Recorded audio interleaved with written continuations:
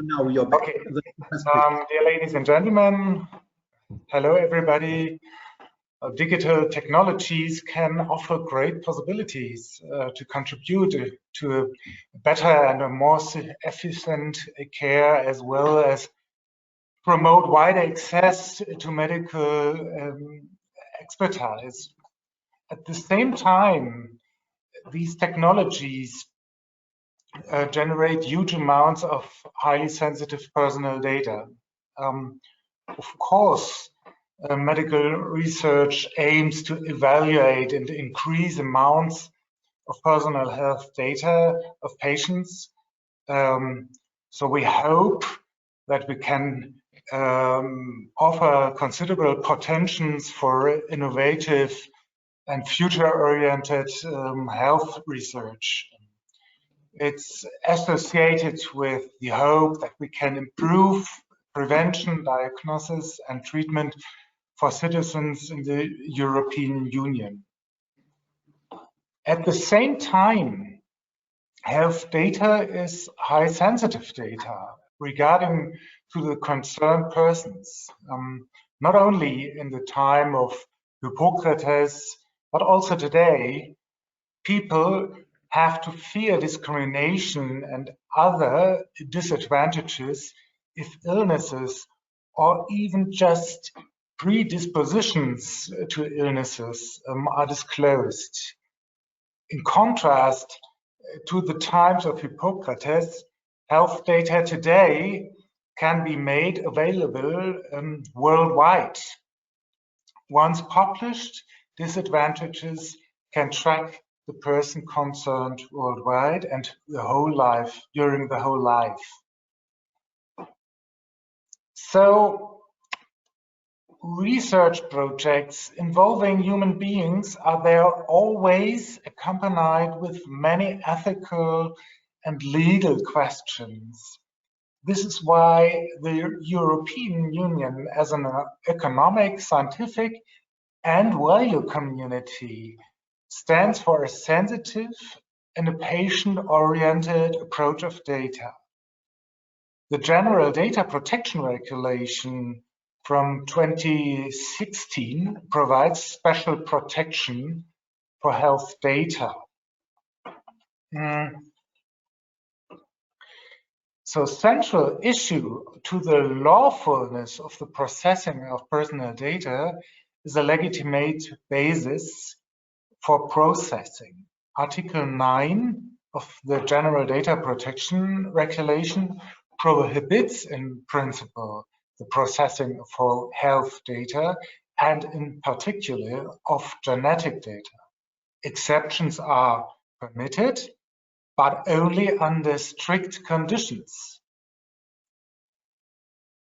For example, scientific research on human subjects is mostly based on the consent of the data subjects under data protection law. With regard to health data, data protection law requires explicit consent. The data subject must be informed in advance about research project and the intended data processing.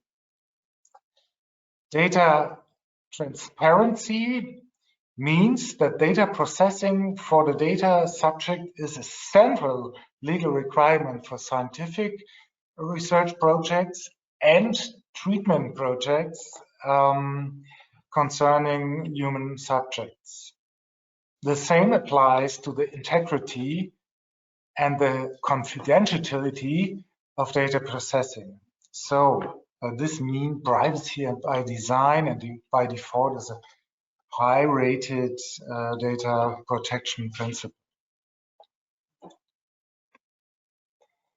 Now, if you look to the question of confidentiality, you may look at this, you can decide between directly personal data and indirectly personal data. For accompanying numerous research projects and treatments, I know that's not always easy to master the challenges of data protection law just for the question of data minimization. But it's not only a question of compliance. For accompanying numerous projects, I know that it's not easy, I know, but just look that there are a lot of numbers of security incidents that make clear that privacy by design and default is not only a luxury, but an expression of a responsible handling of patient data. Only if, and you know about the incidents of Microsoft Exchange servers, for example, the last weeks. Only if the responsibility under data protection law is also clearly defined for the persons concerned, only if there is a clearly specified requirements that what health data may and may not be used for, only then health data is in good hands and in good care. Against this background, the Finnish Council presidency will probably attempt to regulate the responsible handling of health data for the purposes of medical treatment and the scientific research uniformly throughout the European Union. It would be welcome if it were possible to reconcile the requirements of forward-looking scientific health research and forward-looking health treatment with the personal rights, especially of the personal right of data protection. It would be very profitable if this event can make a valuable contribution to knowledge in this regard. To this end, I sincerely with this conference, and I wish it every success. Thank you very much for your attendance.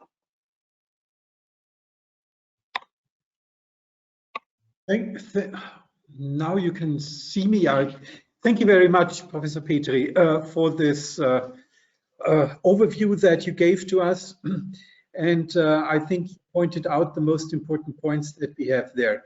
I did not see any open questions yet, so let me perhaps start. We have this ongoing discussion, yeah, even in all TV shows. We hear people who ask for a better access to data, especially as we see now in the current coronavirus pandemic, where data, there is this claim, the better access to data could save lives, yeah. On the other hand, then we have the claim, no, I do not want to have my personal data given to let's say, even research institutions, and not at all to pharma companies, for example.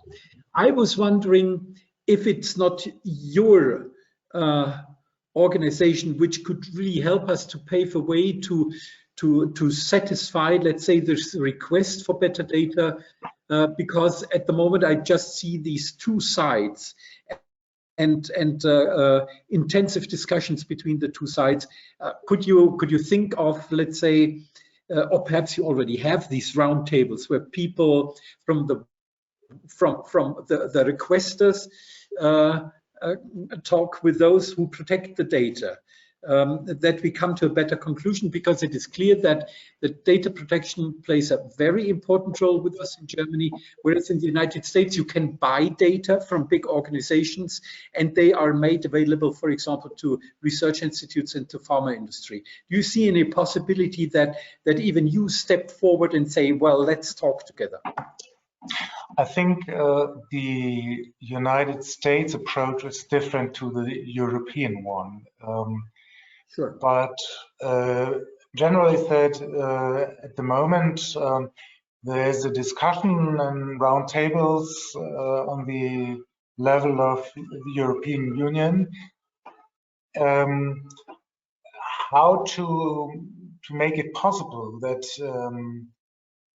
healthcare institutions can use medical data for scientific research issues and for a better treatment in a better way. And I think the idea is to build up central institutions that who decide about the use of health data for research issues. So that's the idea that is discussed on the European Union. So there are national institutions like the German Data Forschungsdatenzentrum, a scientific data research center, a national one, and their data is transferred to this center, and this center has to decide if research issue is value to give data away or not. Yeah, thank you, Professor. Of course, there are some principles of data minimization, pseudonymization, to reconcile privacy matters with research issues. Schungert. Yeah, very nice presentation. So, I mean, all our laws are in a certain cultural and to some extent also religious background. And the question that comes up is, why are other societies different in handling data? You mentioned the Americans, but other groups that are different from the European approach would be the situation in Israel or in Estonia. And one thought that came up in discussions is that, I mean, we have a very individual-centered view. So, for example, we tend to donate data to whoever wants to have a look at it. But in other societies, it's more that there is a group that gains from whatever data analysis. So rather than to have an individual-centered view, other societies have a group or societal-centered view. And in this sense, they don't donate data in these societies, but they make data available so that the own cultural group or the own ethnic group or whatever kind of group has a benefit from this. So it's not a donation in this sense, but a gain by whatever making data available. So it's a different perception in different societies, and I was curious on the view on that from your perspective. Well, I don't think that the goal is to make a data donation. Okay, in Germany there is a new legal possibility to give data as a donation, but I think independent of the consent of the data subjects, there are data transfers from, for example, from the Krankenkassen, German Krankenkassen. It's the data health, the health insurance for the people. They are legally so obliged to transfer data to the data research center in a way, so you can't make the data available in a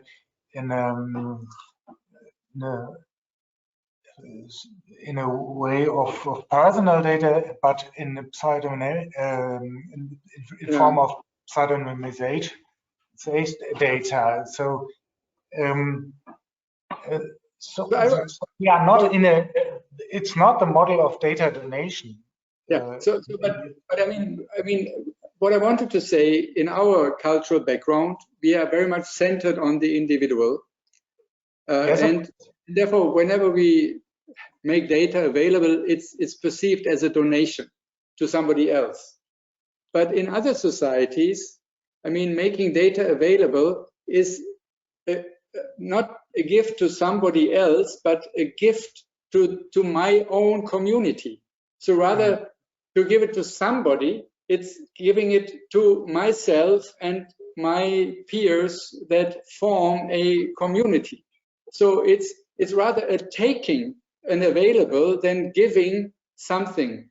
And that is a totally different perception that is, I mean, obviously in other cultural backgrounds, very perceivable. It's not a giving, but it's a taking of an opportunity.